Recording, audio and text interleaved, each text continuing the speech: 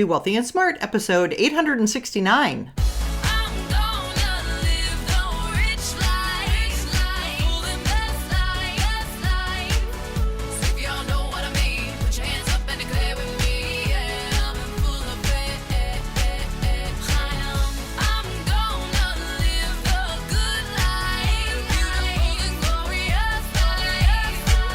Step into a world of wealth and financial freedom without budgets, boredom, or bosses on Be Wealthy and Smart. And now, here's your host, Linda P. Jones. Welcome to Be Wealthy and Smart. I'm Linda P. Jones, America's Wealth Mentor, empowering women and men worldwide to financial freedom. On today's show, we're going to talk about millennials versus baby boomers and who is doing better at age 40. Are millennials doing better than baby boomers? Or did baby boomers do better at 40 than millennials are?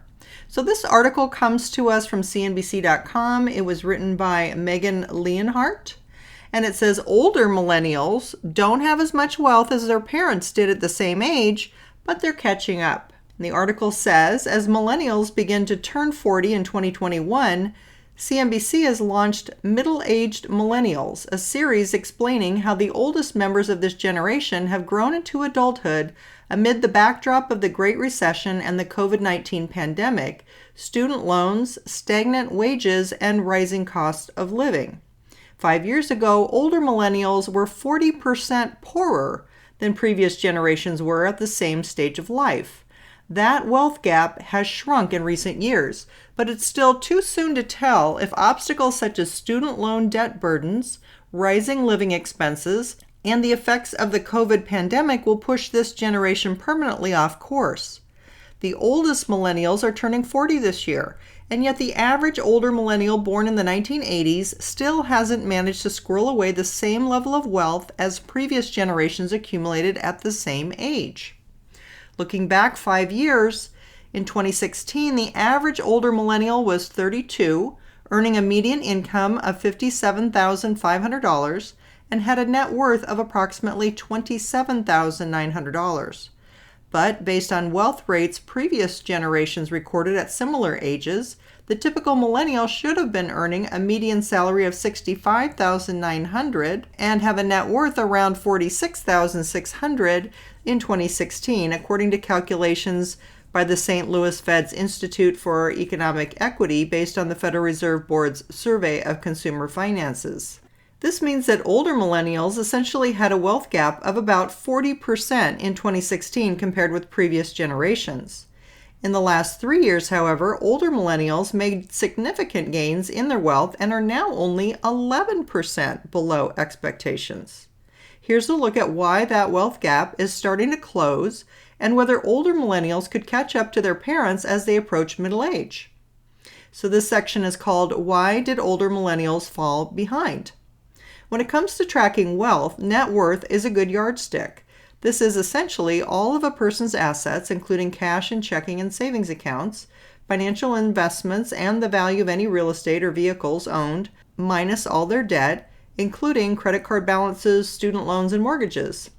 Debt and home ownership can be significant stumbling blocks for millennials trying to build wealth. The number of American households with student loan debt doubled from 1998 to 2016, Pew Research Center found. In 2016, the median amount of student loan debt that millennials carried was $19,000, significantly higher than Gen Xers' balance of $12,800 at the same age, just one generation earlier. Every generation has its own set of unique challenges, but at the same time, you can't work full-time and put yourself through college the way you could perhaps 30 or 40 years ago, says Anna Hernandez-Kent, a senior researcher with the St. Louis Federal Reserve's Institute for Economic Equity. Those born in the 1980s were also slower than their parents to move out, marry, and buy their own homes, all of which affects household net worth. The Great Recession also significantly impacted millennials by limiting job opportunities for many. Before the downturn, about half of college graduates had a job offer by the time they left school in 2007. 2 years later, fewer than 20% did. Millennials also lag behind other generations in terms of wages. Despite more millennials earning college degrees, They earn 20% less than baby boomers did at the same stage of life, according to a 2019 report from the nonpartisan think tank New America. Across the U.S., although wages have risen 18.3% since 2006, when inflation is factored in, real wages have actually fallen 8.3% overall, according to the Pay Scale Index. Among older millennials ages 33 to 40, real wages have fallen 10.3%, according to data Pay Scale provided to CNBC. There's a lot of secular changes that have occurred that have made it more difficult to accumulate wealth, Kent says. That includes higher tuition costs, rising costs of living, and sluggish wage growth. The next section is called Millennials Are Finally Catching Up. Prior to the pandemic, older millennials were making strides in catching up to other generations' wealth benchmarks, likely thanks to trends like the long-running bull market, low unemployment rates, and increased homeownership. In fact, 59% of those born between 1981 and 1988 are homeowners, a recent survey conducted by the Harris Poll on behalf of CNBC found. As of 2019, the average millennial, now 34, has a median net worth of $51,400. That's just $6,400 off from what economists project those born in the 1980s should have accumulated at this point, according to the St. Louis Fed. Among ages 33 to 40, more than half of older millennials have escaped the paycheck-to-paycheck cycle, according to the survey from CNBC and the Harris Poll. About 22% say they never run out of money in their budget before payday, while about 30% say they seldom have issues. Moreover, about 29% of older millennials say they have a lot of disposable income left in their budget each month after expenses such as housing, car payments, utilities, and food are paid. Like many older millennials, April Franklin, 35, says she has gained a lot of financial momentum during the past 4 years. She finally earned her bachelor's in 2017 after working to attain a degree for over a decade. She has also been able to move on from Section 8 housing assistance and food stamps, and even landed a full-time job last year after juggling part-time gigs for years. It's a long way from the unstable surroundings Franklin grew up in. Her mother had children at a young age. Franklin has 3 siblings, and struggled to keep the family together and financially afloat. We stayed with relatives or in shelters. We were evicted multiple times. It was hard, Franklin says. They didn't always have health insurance and received dental care through a neighborhood outreach program, she adds. Franklin vowed to do things differently for her 2 children, taking advantage of every opportunity that has come her way. Hopefully, I'm on my way to something different, Franklin says. When you live in poverty, you qualify for a lot of resources, and it can be a good thing, but sometimes those programs can keep people locked in their socioeconomic status. And the next section is called Not All Millennials Are Seeing Gains. Franklin's achievements are perhaps even more laudable when compared with the data, which shows that disparities in wealth break down, among other things, along racial lines. Wealth among white families was just 5% off expectations in 2019, according to data analyzed from the St. Louis Fed. Yet Hispanic wealth was still down 10% from projections, and perhaps most alarmingly, Black families were 52% below wealth expectations. Among older millennials, white families had roughly $88,000 in median wealth, while Hispanic households had $22,000 and Black families had $5,000 in 2019, according to the St. Louis Fed. It's incredibly concerning because it's not like we're seeing a positive trend that we're making up for that lost ground. If anything, it appears to be the opposite, that we're losing and they're falling further behind, Kent says. This lagging wealth could have a ripple effect beyond just Black and Hispanic households, considering the millennial generation overall is more diverse than the generations that came before it. About 57% of older millennials identify as white, compared with 81% of families born in the 1940s. The fact that millennials are not reaching their expected financial potential may be related to their greater racial and ethnic diversity and the fact that predictions are based on all generations, the vast majority of whom are older and white, St. Louis Fed economists wrote. Unless trends dramatically shift, economists say these disparities will likely persist, especially when taking into account that Black and Hispanic workers suffered disproportionate levels of unemployment over the past year. That wealth deficit among Black and Hispanic families could make it harder for all older millennials to close the wealth gap. And this section is called Will Millennials Fully Close the Gap? Experts say there are reasons to be both optimistic and doubtful that older millennials will close the wealth gap. On the positive side, older millennials have gained ground in recent years, and that momentum may continue thanks to higher education levels among this generation and steadily rising homeownership rates, two factors tied to increased wealth accumulation. When we talk about the millennials, we always say, yeah, they've had these difficulties, but it is, of course, the most educated generation ever. The highest share of people have college degrees, said St. Louis Fed economist Bill Emmons. Typically, more education leads to higher lifetime earnings and more job stability. Last year, even as COVID-19 swept the country, those who graduated from high school brought in median weekly earnings of $789 compared with $1,416 for college graduates, according to the Bureau of Labor Statistics. But as this generation ages, the wealth gap becomes more difficult to close. The oldest are reaching into their 40s now, Kent says. There's less time if they are still behind. Making that more difficult is the fact that many millennials are still carrying student loan debt. About 68% of those ages 33 to 40 have outstanding loans.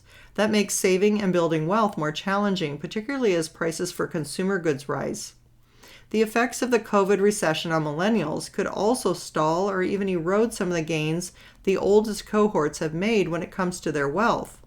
The pandemic significantly impacted employment rates among younger workers. About 30% of those ages 30 to 40 and 35% of those 18 to 29 reported that they or someone in their household lost their job amid the pandemic, according to Pew Research Center. The biggest declines in labor force participation have been among younger households, among communities of color, said Reed Kramer, a senior fellow at New America. Women and those in retail and service sectors also experienced widespread unemployment. Income is the driving source of a lot of wealth, especially when you're still on the road to middle age.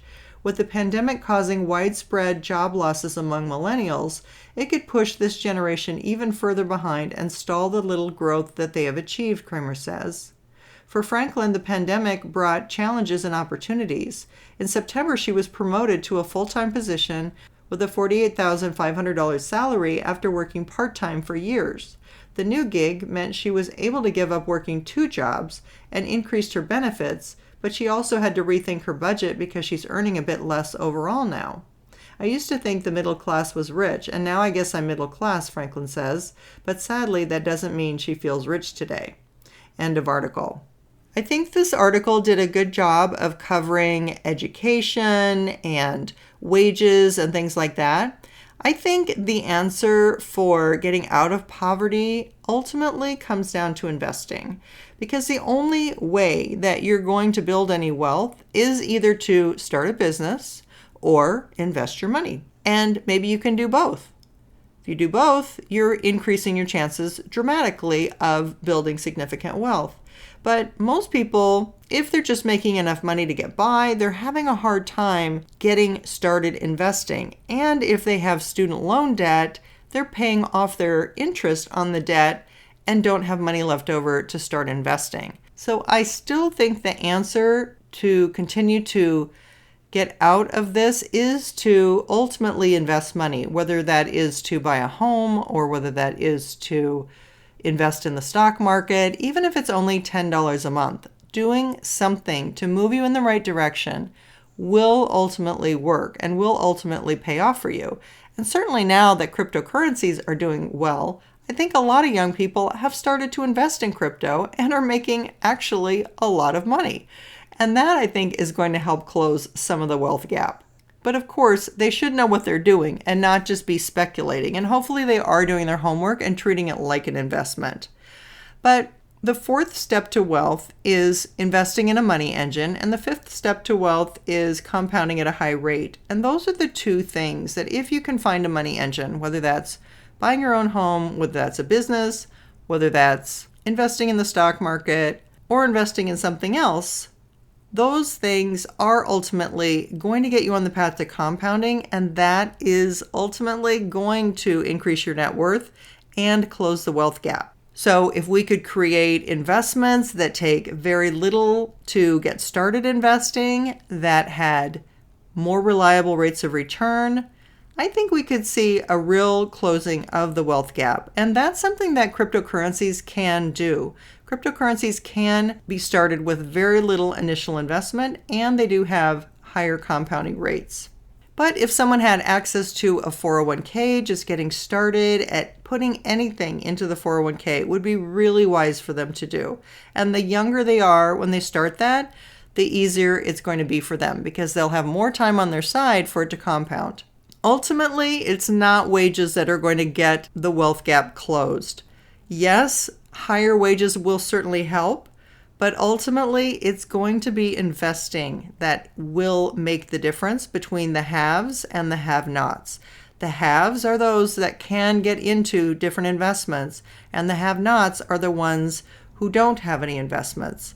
And that is where I think the biggest divide is. And that's where education, financial literacy, and learning how to invest is going to be the most beneficial thing you can do to close that wealth gap. If you haven't yet subscribed to Be Wealthy and Smart, hit the subscribe button and you'll be notified as soon as new podcasts are available so you never miss one of them. And for your free financial education, go to my website, lindapjones.com/podcasts, where my whole wealth mentoring library is there at your fingertips for free. It's much more than what's available on Apple Podcasts, and it goes back to the very beginning of my podcast where I started with creating a wealthy mindset, saving a nest egg, getting started investing, getting those higher compounding rates, everything you need to know to get to financial freedom faster. That's all for today. Until next time, live the good life and be wealthy and smart. Thank you for listening to Be Wealthy and Smart with Linda P. Jones. Share the wealth and tell your family and friends about the show. Check out our website, blog, and social media for more riches at www.bewealthyandsmart.com.